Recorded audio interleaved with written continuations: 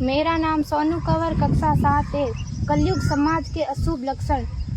कुटुंब कम हुआ, संबंध कम हुआ, प्रेम कम हुआ, मर्यादा कम हुई, लाज लज्जा कम हुई, विनम्रता कम हुई, समर्पण कम हुए, पुस्तक वाचन कम हुआ, खान पान की शुद्धता कम हुई, बाल कम हुए, कपड़े कम हुए, नींद कम हुई, घी मक्खन कम हुआ, पीतल तांबे के बर्तन कम हुए, भाई भाई का प्रेम कम हुआ, सत्य कम हुआ, अतिथि कम हुए, धैर्य कम हुआ, श्रद्धा और विश्वास कम हुआ, बड़ों का सम्मान कम हुआ और भी बहुत कुछ कम हुआ जिससे जीवन सहज था, सरल था। संतान को दोष न दे।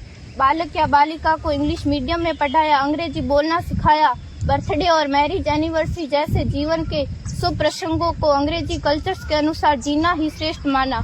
माता पिता को मम्मी डैड कहना सिखाया। जब अंग्रेजी कल्चर से परिपूर्ण बालक या बालिका बड़ा होकर आपको समय नहीं देता, आपकी भावनाओं को नहीं समझता, आपको तुच्छ मानकर आपसे जुबान लड़ाता, जब आपको बच्चे में कोई संस्कार नजर नहीं आता, तब घर के वातावरण को गमगीन किए बिना, संतान को दोष दिए बिना एकांत में जाकर रो लीजिएगा, क्योंकि पुत्र या पुत्री की पहली वर्षगांठ से ही भारतीय संस्कारों के बजाय, मंदिर जाने के बजाय केक कैसे काटा जाता है, यह सिखाने वाले आप और अम्मी है। जब बच्चा पहली बार घर से बाहर निकलता है तो प्रणाम और आशीर्वाद के बदले बाय बाय कहना सिखाने वाले आप और अम्मी है।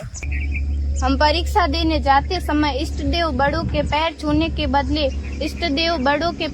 के बदले बेस्ट ऑफ लक कहकर परीक्षा भवन तक छोड़ने वाले आप और अम्मी है। बालक या बालिका के सफल होने पर घर में परिवार के साथ बैठकर खुशियां मनाने के बदले होटल में पार्टी मनाने की प्रथा को बढ़ावा देने वाले आप और अम्मी है। बालक या बालिका के विवाह के पश्चात कुल देवता देव दर्शन भेजने से पहले हनीमून के लिए फॉरेन टूरिस्ट स्पॉट भेजने की तैयारी करने वाले आप और अम्मी है। ऐसी कई ढेर सारी अंग्रेजी कल्चर्स को हमने जाने अनजाने स्वीकार कर दिया है। अब तो बड़े बुजुर्गों के पैर छूने में भी शर्म आती है। गलती किसकी? मात्र आपके माता और पिता की। अंग्रेजी अंतर्राष्ट्रीय भाषा है से काम काज हेतु सीखना है, अच्छी बात है, लेकिन इसकी संस्कृति को अपने जीवन में उतारने की तो कोई बाध्यता नहीं थी। अपनी समृद्ध संस्कृति को त्यागकर नैतिक मूल्यों, मानवीय संवेदनाओं से रहित अन्य सभ्यताओं की जीवन शैली अपनाकर हमने क्या पाया? अवैध संबंध, टूटते रिश्ते, व्यसन युक्त धन, थके हारे मन, छल भरे रिश्ते, अनुशासनहीन संतानें, असुरक्षित समाज। एक बार विचार जरूर कीजिएगा कि संस्कारवान पीढ़ी क्यों आवश्यक है।